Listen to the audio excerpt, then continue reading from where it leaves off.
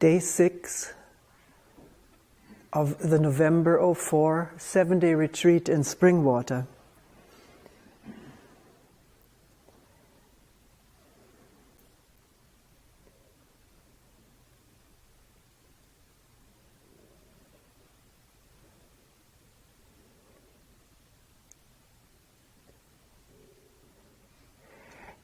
Even though I did speak to it yesterday in the group, let me say once more that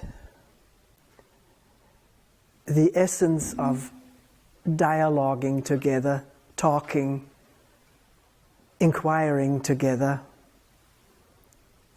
and then a talk following this inquiry, if it brought up confusion or something more to investigate, the point of all of that is not the joy of talking and dialoguing and disagreeing or making theoretical investigations or points. The often very favorite Buddhist tradition of the 10 so-and-so or the 6 such and such, the 18 or the 152, 272 defilements and so forth. This is not the background from which these talks come. Even though I did speak yesterday about 3 different kinds of, I don't even know how, we can look it up later on the tapes, awareness. This arises not out of the lust for categorization, even though I have a penchant for that in my previous lives, but it is to clarify, to help us clarify together what is going on. And what is brought up in talks is not sort of a figment of my imagination, but it arises out of the confusion in which we try to get clarity. People bring these questions up. Is this really awareness when the conditioning that is being observed, the anger or whatever buttons are pushed, when that still runs, and yet I'm aware of it? Is that really awareness, or is there something more than just watching it as on a parallel track what is going on in this conditioned body-mind? So this is what we are investigating, even though I admit it can become sort of category mongering, wanting to indulge in that. And one person said, well, what about, in the light of all these questions of different kinds of awarenesses, what about hungry people in this world? Trying to, implying, why don't we talk of right action rather than discuss and dialogue about right awareness? But the way I see it and the way we work here, these two are not separate. Of course, for the 7 days we sit here, or the hour that we discuss or dialogue, we're not out in the world doing things in a conventional way. We're only feeding this one hungry belly, even though the people in the kitchen feed all of us or cook the meal, and a lot of work goes into that, even for just 40, 50 people. So, what is right action? This is a very, very deep, frequently occurring question. What is right action? Because we do have an urge to do right, to do the right thing, to have the right livelihood. People ask this too: how do I know that I have the right job? I could do this, or I could carry on what I'm doing. What is right? And maybe the answer is, as long as there is a wondering, then it's not clear, obviously. When when you're doing, what is right in front of you, under your eyes, in your hands, under your feet, when there is no judgmental separation, is this right or is this wrong? Then you have not, that question that doesn't arise. And when you're right with it. And I admit the word being with it is overused, but we can all see whether these overused words can come to a fresh life for us. That when we talk about being with this talk, or with the listening, with the walking, or eating or cooking, we don't just mean a fine phrase, a remembered proverb or whatever is being used so frequently. But there is some meaning to that in our present action. Being with it means there is no separation. That too is overused. So we have to struggle maybe to see whether we can get beyond the words and understand, yes, this is it. And people, it happens to people all the time. They tell this to me or to the group. Suddenly there was something different, something switched. I wasn't standing outside of myself or my work or the other people. There wasn't this painful or very often arrogant separation. Me being better or wiser or whatever. That fell off. I wasn't there anymore. There was just the movement, the togetherness, the beauty of being here without feeling miles apart from each other and from nature and the sky and our own bodies. So,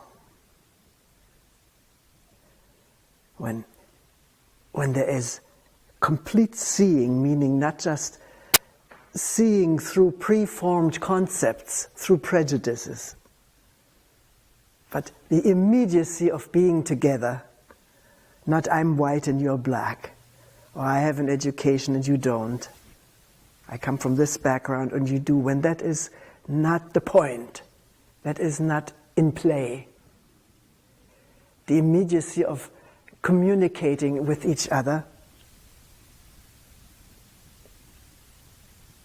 then that is right action, right speech, right communication.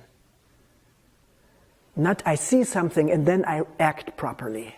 The seeing immediately, directly, unprejudicedly is the right action. And whatever flows from it flows out of this right action of listening without prejudice. Which means prejudice which is ingrained into all of us. There isn't a human being without some prejudice.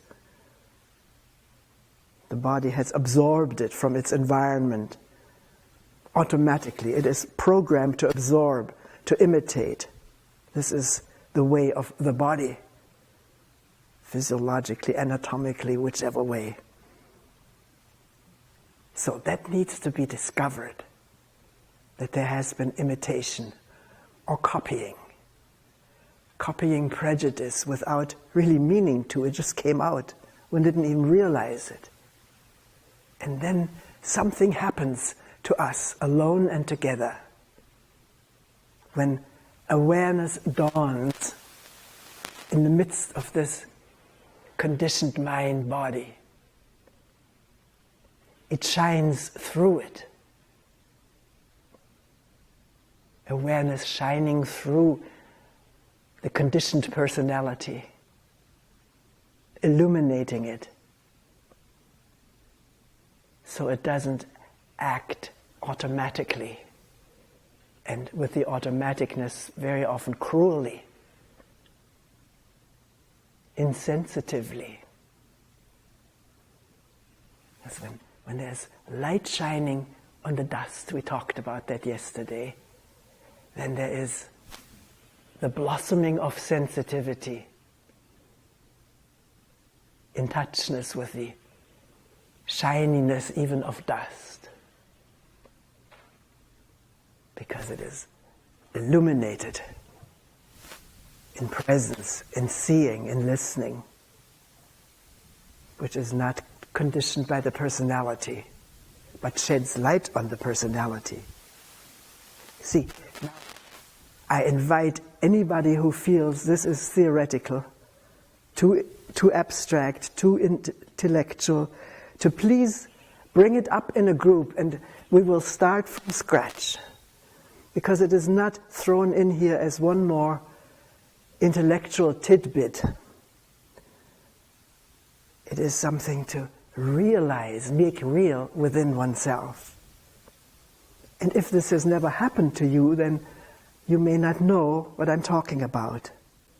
But if it has happened, that an intellectual tidbit has really become seen, incorporated, understood physically, mentally, then you understand. You understand words, and don't take offense at them.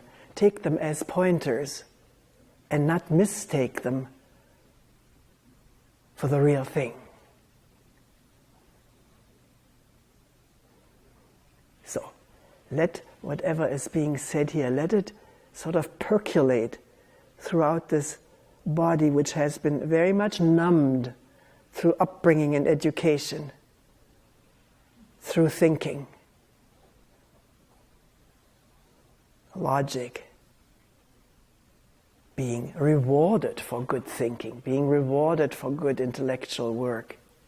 This is, we have attained status, prestige, or money through being good at using thoughts and words. So it has taken a very big place in our life. And yet here, and other places like this, somebody says the word is not the thing. What is the real thing? Can we wake up to that?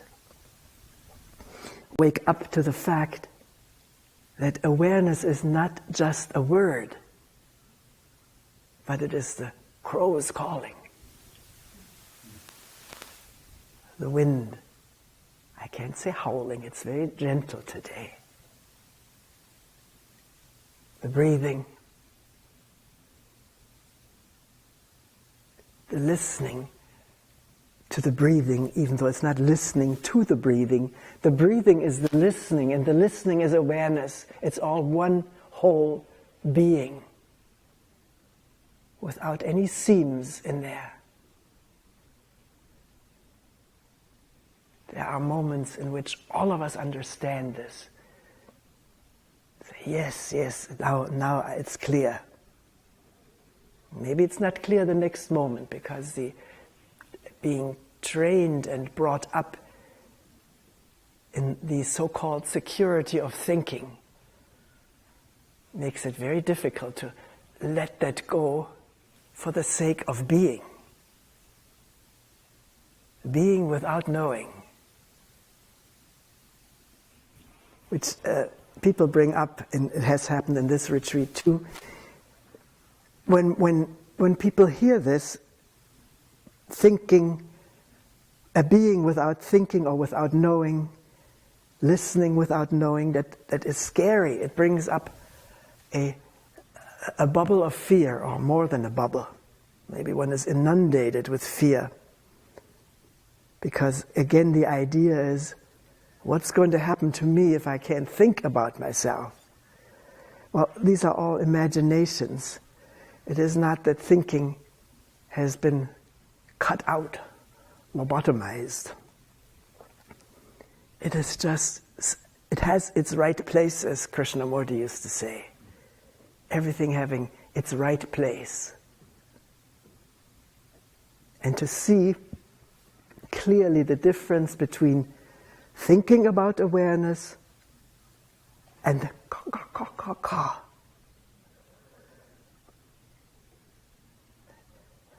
The hand lifted or the breath held or exhaled.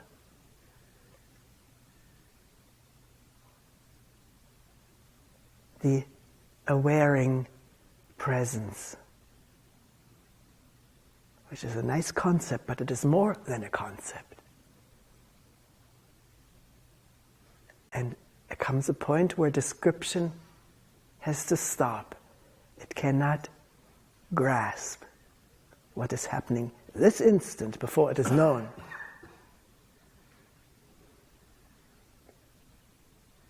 Grasping this instant before it is known. When it is known, it is already the past. This instant can only be lived and then ex post facto known, registered in thinking, in words. But this moment is not knowable, but it is livable. We're all doing it all the time. So then we want to know it. We want to witness our being and have some strange idea what that is. It's nothing strange, it's just the sun shining and the woodwork creaking. Yesterday there was something howling we had different opinions about. Was it a dog, an owl, or a coyote? But the howl was real.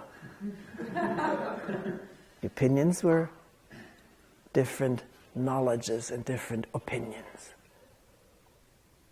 And we didn't get into a fight over it. Or drag in the Encyclopedia Britannica or something, which has its place. It's wonderful to know, yeah, this really was a coyote. Somebody said, do you have them here? So it is interesting to find out what all kind of wildlife still exists on the Springwater land.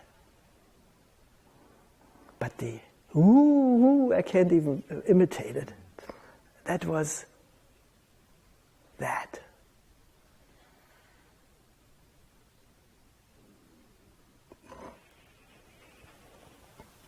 So, that's really not what I had meant to talk about.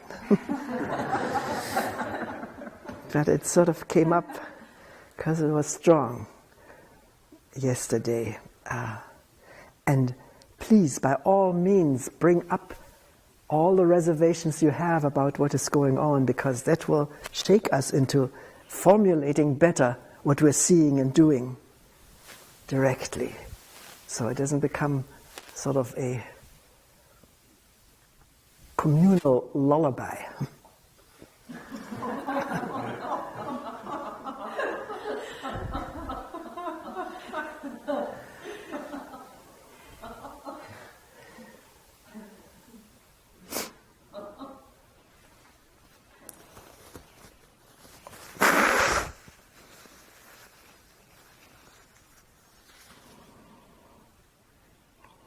So what did I want to talk about?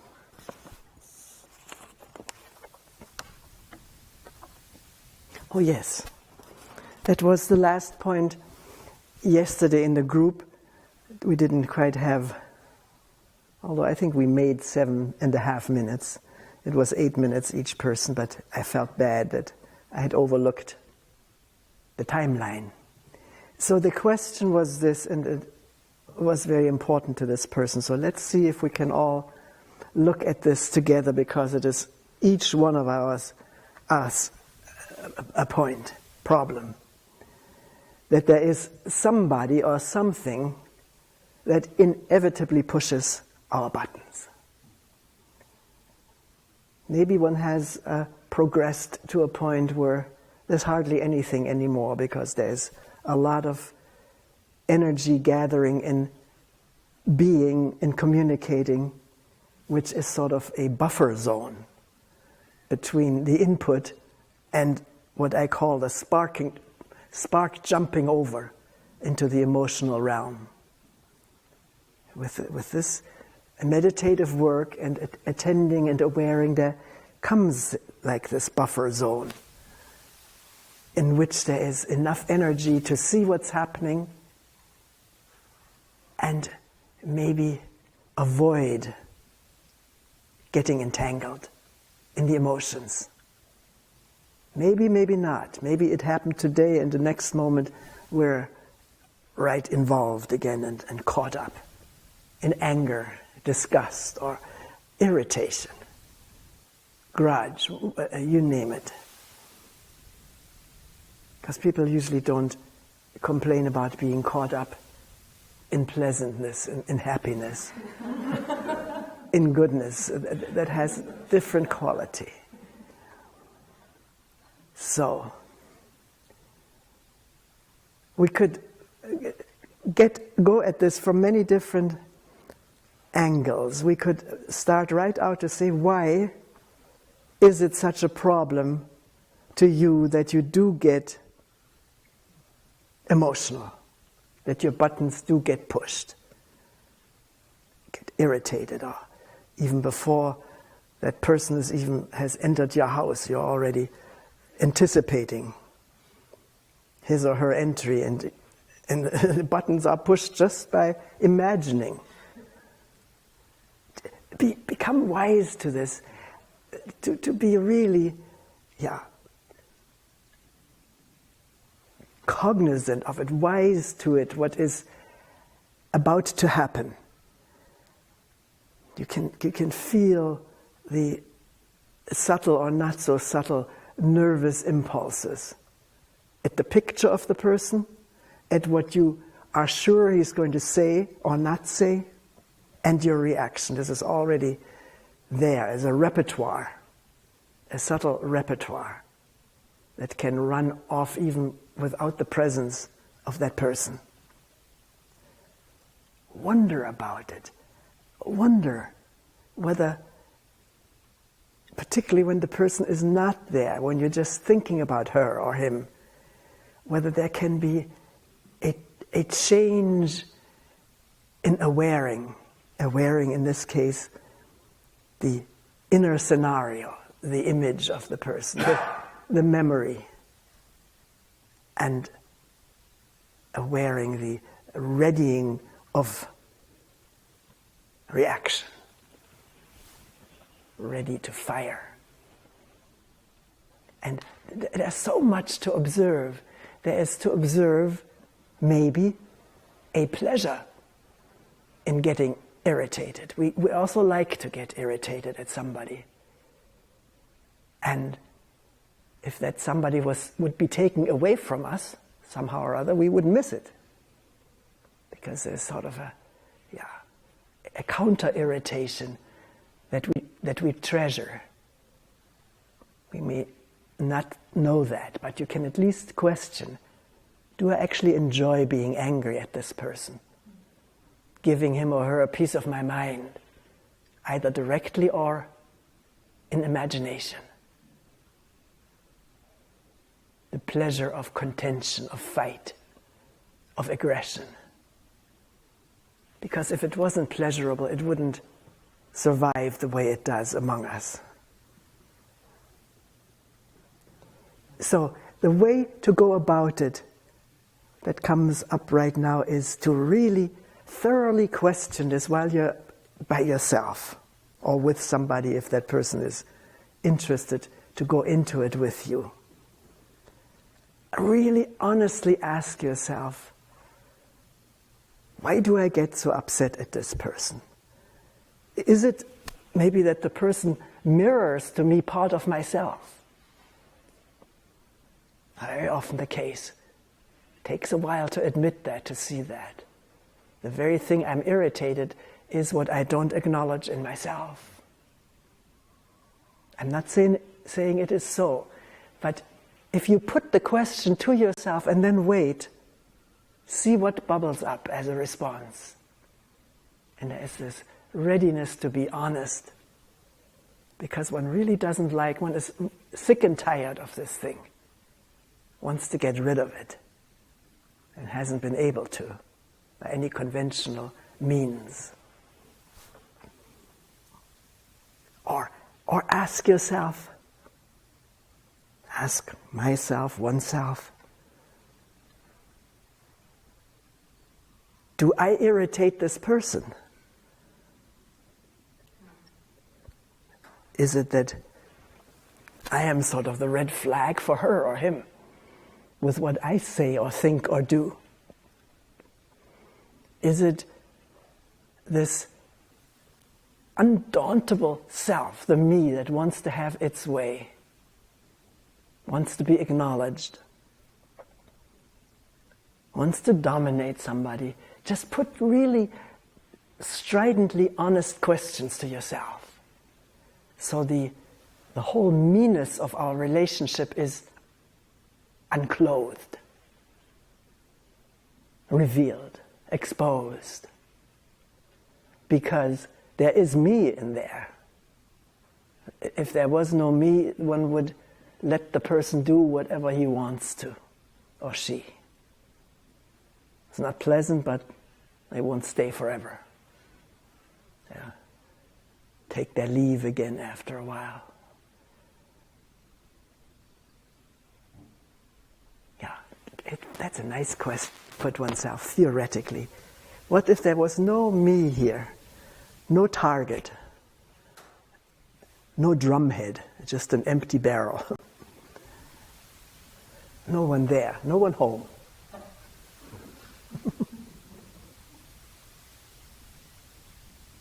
I think that's a good way of going about this whole thing, particularly if you are as saddened in a way and disgusted, or another word,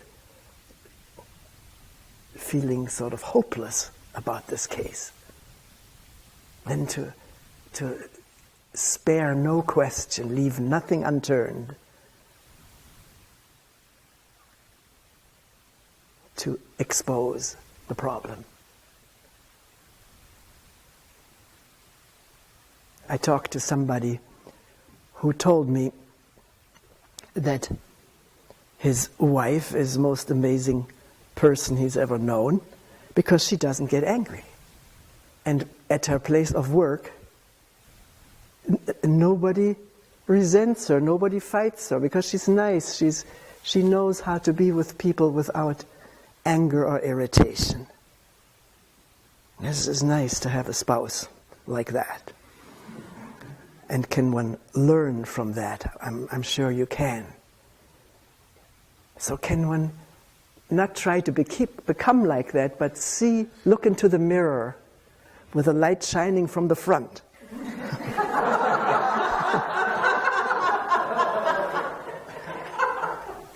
Every wrinkle exposed. No, the front doesn't expose the wrinkles. Leni Riefenstahl said that's the way to avoid seeing your wrinkles. So put the light from the back.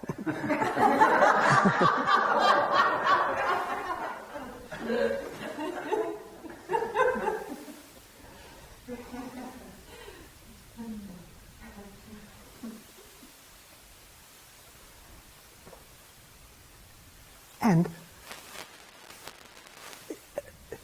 if the button is pushed and the reaction has come out, you cannot undo it.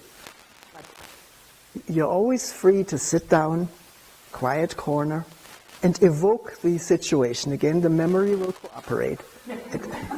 It still has it nicely recorded.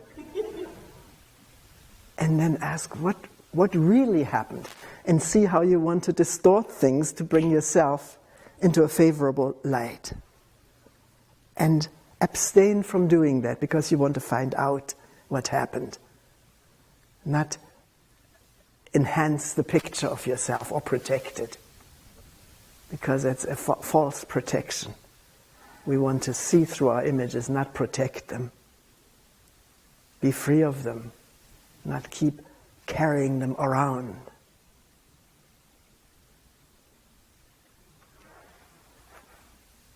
Yeah.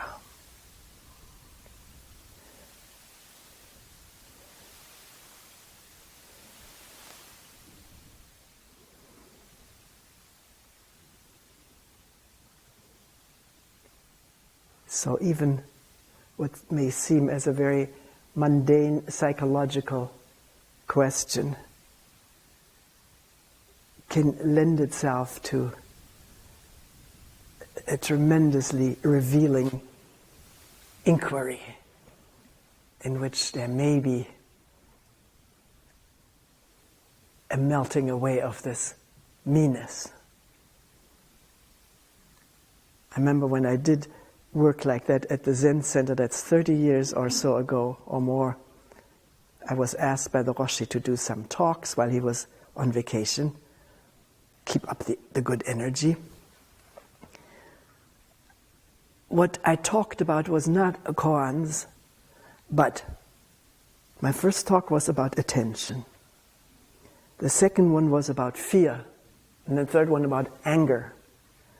And then relationship, sexuality, all the things that did not exist in the work with a teacher. They were to be handled outside of Doksan.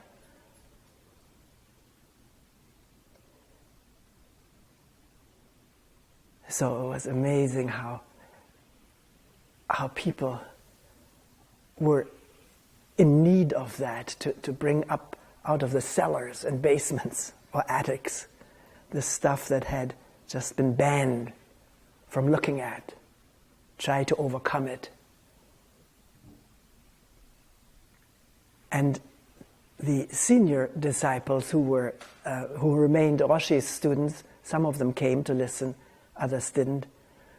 But quite a number of them said, "You are turning Zen into psychologizing." And maybe that was the proper description of it, I don't care. Although it meant to say you're not doing Zen with this. Well, this may be true.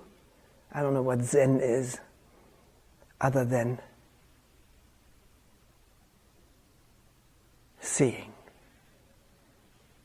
understanding, clarity, presence, wisdom, and love.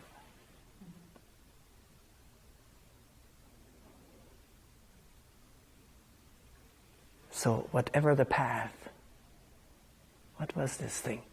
This Tibetan saying, whatever dawns on the path, may I neither abandon nor adopt. That's nice, isn't it? Whatever dawns on the path, may I neither abandon nor adopt. But see, listen, aware.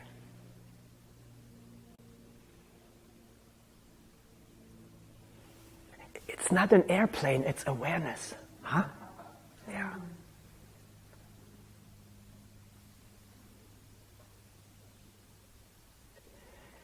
We will end here for today.